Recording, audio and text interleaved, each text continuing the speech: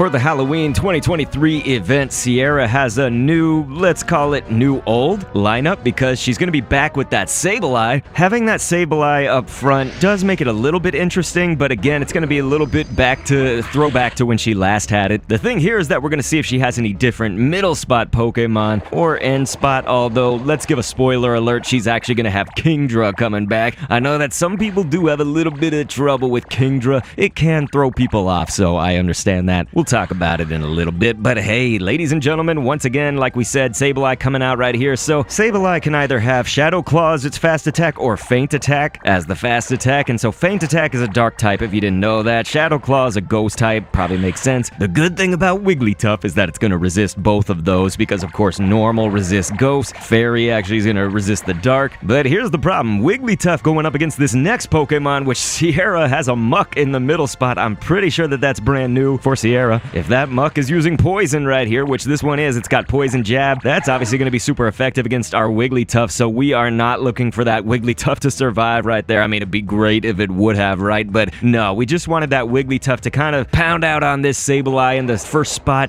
and it does. It takes a long time for Wigglytuff to generate any of its charge attacks, especially if you're using Charm, which we wanted as the fast attack. You know, that was a fairy move, and Sableye's vulnerability is to fairy, right? And so it's sort of just a trade-off of all things considered. Wigglytuff's also just like really bulky, and you can see that on these videos, I always try at least 9 times out of 10, 9.8 times out of 10 to go below the Great League level caps, so 1500 CP or below on all of my Pokemon. And so you're gonna see Galarian Stunfisk coming up on in here. Sometimes people have asked, can you use the other Stunfisk? And so Unovan Stunfisk, you will have the advantage of like dealing super effective damage with your ground type attacks, let's say, against Muck. If you go the ground move set, you're also gonna resist a little bit if it has poison jab right there, but you're not gonna have the double resistance that Galarian Stunfisk provides, right? Because it's got steel, it's got ground, so having both of those typings is kind of a unique thing. Now, you could do this all, I'm kind of giving you the benefit of the doubt. Your Stunfisk may only have one move. If you have Muddy Water, that's fine. I made this a little bit quicker by having Earthquake, so if you can double up, that would be great. That's like an optimal way to go at this with Galarian Stunfisk. Again, we did this largely because of the resistance. Galarian Stunfisk is also a Pokemon that I've shown off a lot. It's been in recent events at the time of this recording. Very good for Team Go Rocket fights, and so it's also just good at chaining attacks. That's something I always talk about in these Team Go Rocket videos. We have some tips that hopefully will appear on screen and text and stuff that apply to all Team Go Rocket fights, but essentially one of those is just that whenever they use a charge attack or you use one, or whenever either side switches or feints, manually switching or feinting, the Team Go Rocket Pokemon are going to stand still for a total of almost 3 seconds right there, and so that's valuable time that you want to be generating energy to fire off another charge move. You don't want to fire off that charge attack right away, right? You want to wait until they're about to attack you again, so you wait till they're just about to move and then boom, fire it off. And so ladies and gentlemen, Guzzlord, actually, it was obviously a recent raid boss at the time of this recording at least, which is in October of 2023 at the end. You're going to see that dealing